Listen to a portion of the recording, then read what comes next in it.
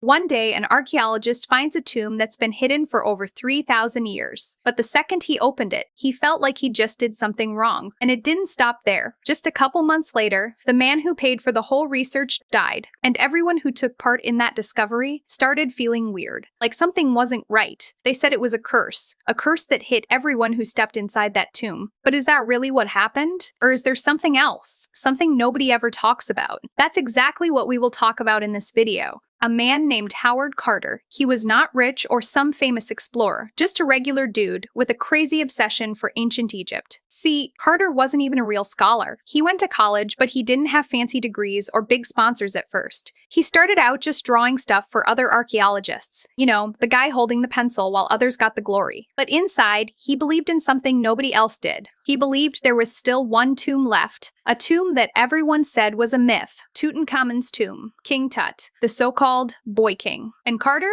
he wasn't backing down. He spent years digging in the same dusty spot, the Valley of the Kings. While other guys gave up, Carter stayed, digging every day, but he found nothing. People started whispering, saying he was chasing shadows, or maybe he'd lost it. Even his money guy, Lord Carnarvon, the man funding his search, was about to shut the whole thing down. But Carter begged him for one last season, just a few more weeks, and somehow Carnarvon said yes. And then, right when it looked like another dead end, in November 1922, they hit one single step. It wasn't chamber or treasure room, just a step. But for Carter, that step was everything. It meant they'd finally found something untouched, something the world hadn't seen in over 3,000 years. So in November 26, 1922, Howard Carter, Lord Carnarvon, and a small crew was standing in front of a sealed door. And let me tell you, this wasn't just any door. It had the royal seals of Tutankhamun stamped all over it, meaning no one had touched this thing since the day the boy king was buried. Carter leaned in and started to chip away at a small hole in the plaster. The room was dead silent. Carnarvon leaned over and whispered, "Can you see anything?" And Carter said his famous words, "Yes, wonderful things." But what exactly did he see?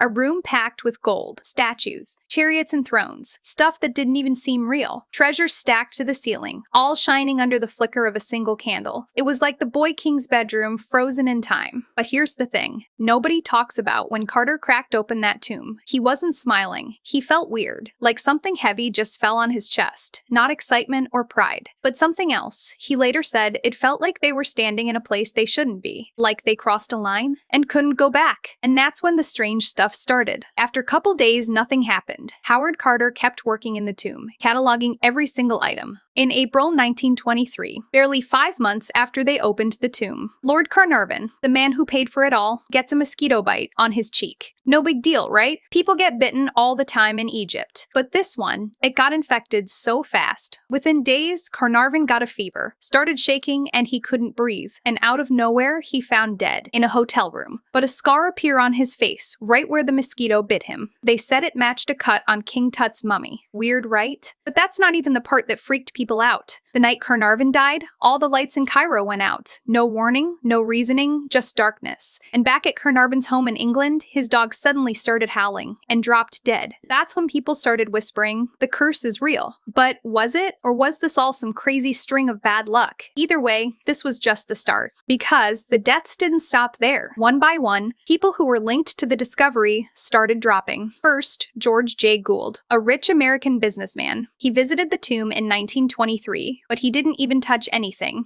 But still, he got sick with fever and infection, and he died in a couple weeks. Then, Prince Ali Kamel Fahmy, an Egyptian prince. He wasn't part of the dig, but he was close to the people who were. He got shot by his wife. Yeah, that's a whole other story. But people started connecting dots that maybe weren't even there. And then came Arthur Mace, one of Carter's closest team members, who worked right inside the tomb, a healthy guy with no issues. Suddenly, he got sick and died. And this kept going. Lord Westbury was connected to the artifacts being moved from the tomb. One day, he jumps off his apartment balcony. And if that wasn't enough, his dad dies of shock after hearing the news. Crazy, right? At this point, the newspapers went wild. These headlines was all over the place. The curse of the pharaoh. Death death strikes again. Because it wasn't just the deaths, it was how weird, how sudden, how connected they all seemed. Was it a curse? Or was it something else killing them? Something they couldn't see? But then, some scientists stepped in. They weren't buying the whole mystical curse thing. They had a different idea.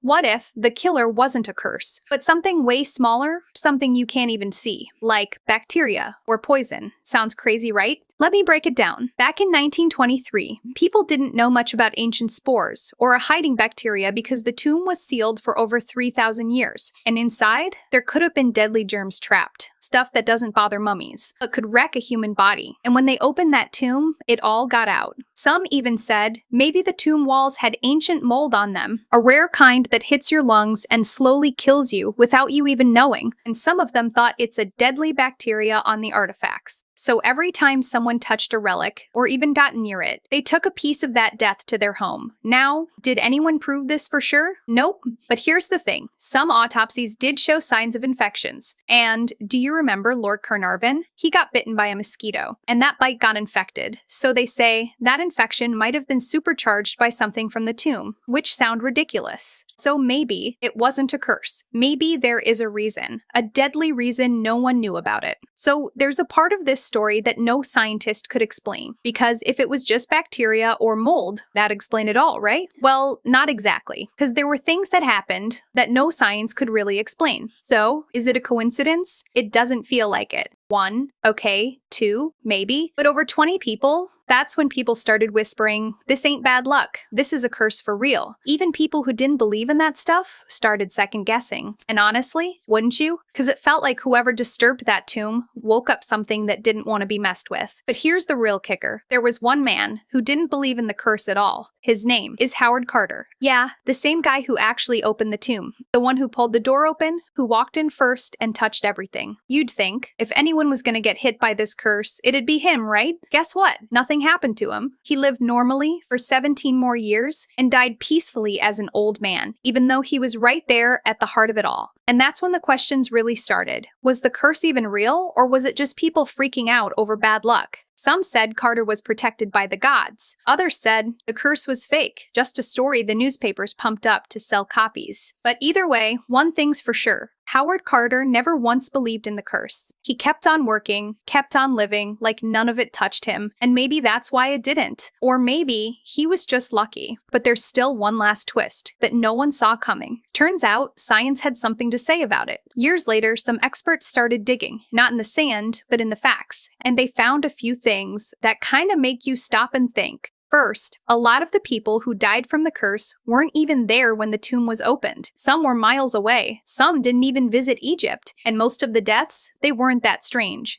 Old age or illness. Stuff that just happens. Second, they checked out the air inside the tomb. And guess what? The place was sealed for over 3,000 years. No fresh air or sunlight. And in all that time, dangerous mold, toxic bacteria, even deadly spores. The first ones inside might have breathed in something nasty. Not a curse, but poison in the air. A slow killer. One you don't even see coming. But no one can say for sure. So yeah, maybe it wasn't a curse. Maybe it was just bad luck, bad air, and a story that got way too big. But still, after all this time, with all the facts that we have, that mystery, it still hangs in the air. Maybe there are things out there we still don't get. Things science can't fully explain. Maybe that's the real curse. If you made it this far, thanks for sticking with me to the end. Just don't forget to subscribe to watch more videos like this.